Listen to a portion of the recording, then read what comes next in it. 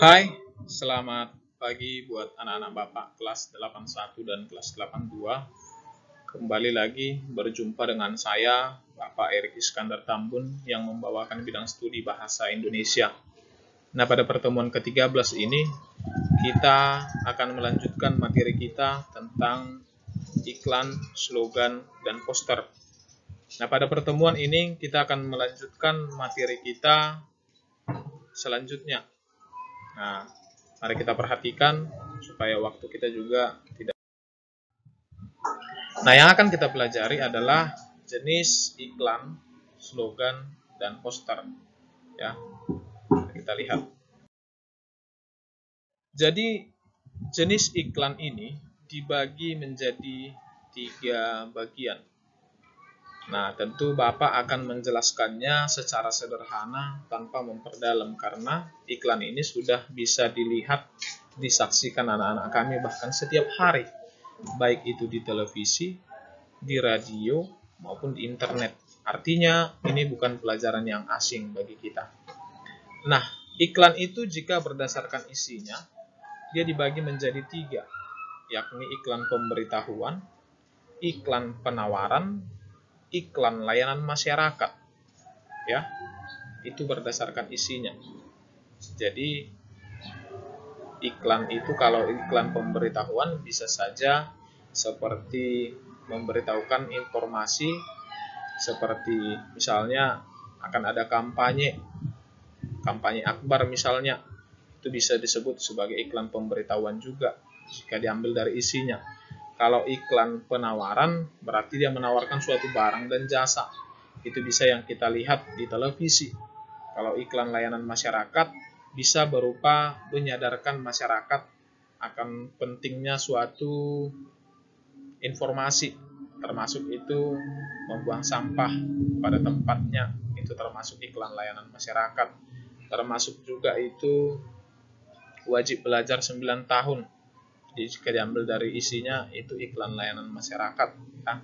Nah, berdasarkan media, iklan itu juga terbagi-bagi. Ada iklan yang dicetak, itu termasuk spanduk yang kita lihat di luar itu. Ada iklan elektronik, ada internet, ada luar ruangan. Dan berdasarkan tujuannya ada komersial dan non-komersial. Mari kita saksikan satu persatu. Nah, kalau jenis iklan berdasarkan isinya adalah iklan pemberitahuan. Iklan pemberitahuan ini maksudnya adalah iklan yang memberitahukan sesuatu informasi bagi orang banyak, ya. Nah, di sini ada contohnya iklan pemberitahuan, yakni reuni alumni sekolah, iklan acara kerja bakti dan sebagainya. Nah, di sini ada reuni akbar, ya. Reuni akbar SMA Negeri Ciamis ini termasuk bagian dari iklan pemberitahuan. Bisa dilihat nanti di surat kabar atau koran. Nah, iklan niaga. Nah, kalau iklan niaga ini adalah iklan penawaran, ya. Iklan yang menawarkan suatu barang ataupun jasa.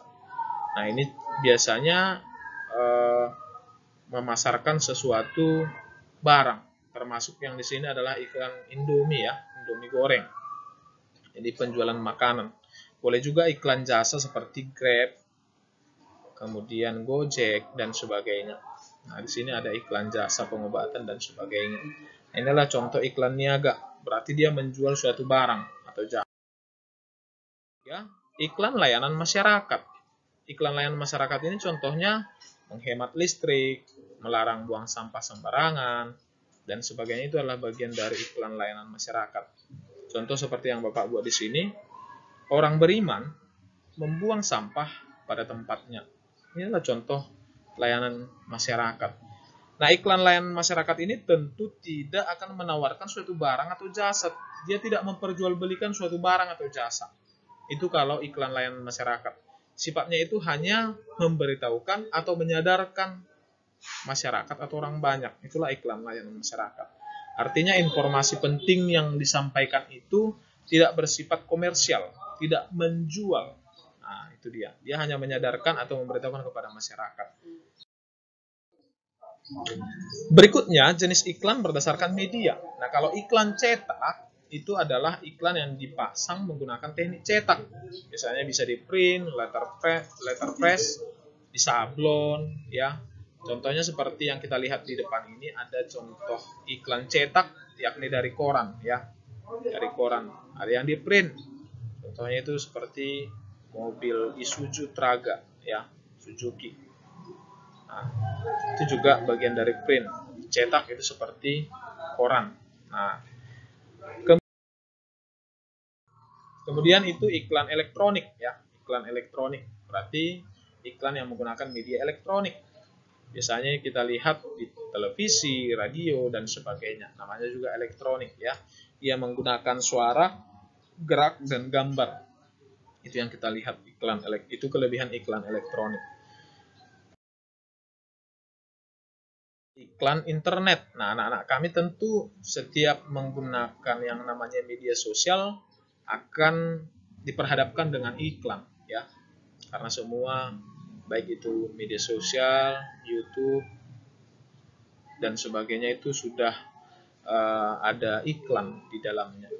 Iklan internet ini disampaikan melalui media internet, ya, termasuk iklan elektronik juga sebenarnya. Namun karena sifatnya masih masif, dikategorikan tersendiri. Jadi bisa kita temukan di blog, website, sosial media, di mesin pencari, dan sebagainya. Jadi contohnya itu iklan banner di blog, iklan endorse di sosial media, ya.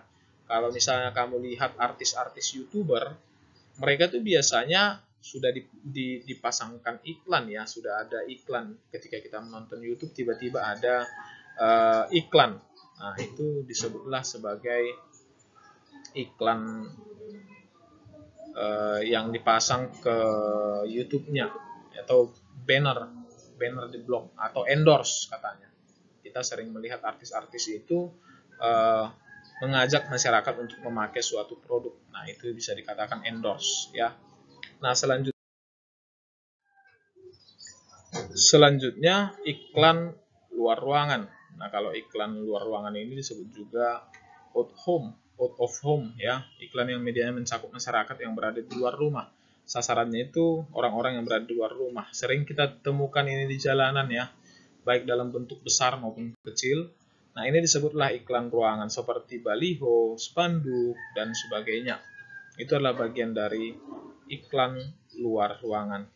Nah, pada pertemuan ini Bapak tidak menyematkan atau memberikan tugas. Yang menjadi bagian dari tugasmu adalah silakan kamu salin materi ini ke dalam catatanmu supaya pada ujian bulanan nanti di bulan September kamu punya modal untuk mengikuti ujian. Jadi PR kalian pada pertemuan ke-13 ini adalah silakan salin ke catatan masing-masing.